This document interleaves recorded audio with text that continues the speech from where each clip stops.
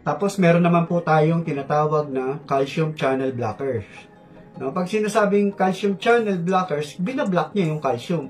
Kasi po, yung doon po sa daanan na po ng dugo natin, meron po itong calcium channel, no? Pag pumapasok po yung calcium doon sa channel na yun, ang nangyayari po ay nagpo-contract po yung daanan ng dugo. So, kumikipot po. So, para hindi po yun mangyari, ibablock niya yung pagpasok ng calcium doon para nakarelax lang yung daanan ng dugo. So, doon, bababa yung BP. At dyan po sa calcium channel blockers, meron po kaming dalawang sub-classification.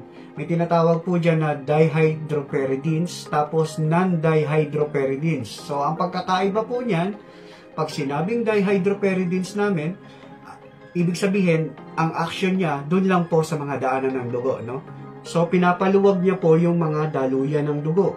Ngayon po, pag dun naman sa tinatawag na subclassification na non-dihydropyridines, ang action naman po nun ay bukod doon po sa pagpapaluwag ng tubo, doon po sa ano po natin, sa mga dinadaanan ng dugo, ay may action din po siya doon sa ating puso. So, pinipigilan niya rin yung pagpasok ng calcium doon sa puso, sa cardiac muscle, no? Yung muscle ng puso natin. So, pag pinigilan niya yung pagpasok ng calcium doon, ang mangyayari po, bababa yung heart rate, no? Magiging relax lang yung pagtibok niya, no? So, kung mangyayari po yun, magiging tama lang o sapat lang yung maibubugan niyang dugo.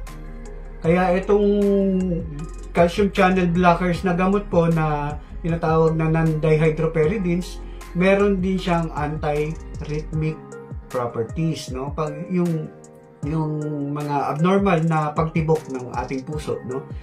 Mabisa rin po siya doon.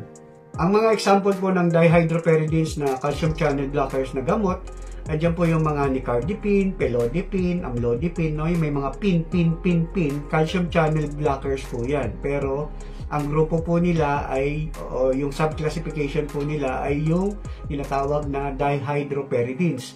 Doon naman po sa non-dihydropyridines, ang mga sample na gamot po niyan ay diltiazem sa verapamil. Pero dito po mas medyo nire-reseta po yung diltiazem kaysa sa verapamil kasi mas grabe po ang side effect ng verapamil kumpara dito sa diltiazem. Actually, parehas sila may side effect. Lahat naman ng gamot may side effect, no? Dito po sa gamot na ito, maaaring maging ano mo po dito na side effect ay magkaroon ka ng sobrang bagal ng tibok ng puso mo. O kaya magkaroon ka ng abnormal na rhythm ng yung puso, no? Yung pagtibok niya, pwedeng maging abnormal.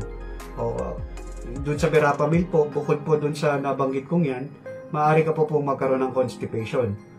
Kasi itong verapamil po ay bukod doon sa mga nabanggit ko na side effect na pagbagal ng tibok ng puso at yung mga abnormal na pagtibok, ay meron din po siyang epekto sa ating daanan ng dugo doon sa ating mga bituka. Kasi po pinapaluwag niya rin yung daanan ng dugo po doon. So pag maluwag yung daanan po doon, hindi masyado makakontract yung bituka po natin. Ang nangyayari po sa atin, kulang yung paggalaw niya, so maaari tayong maging constipated din.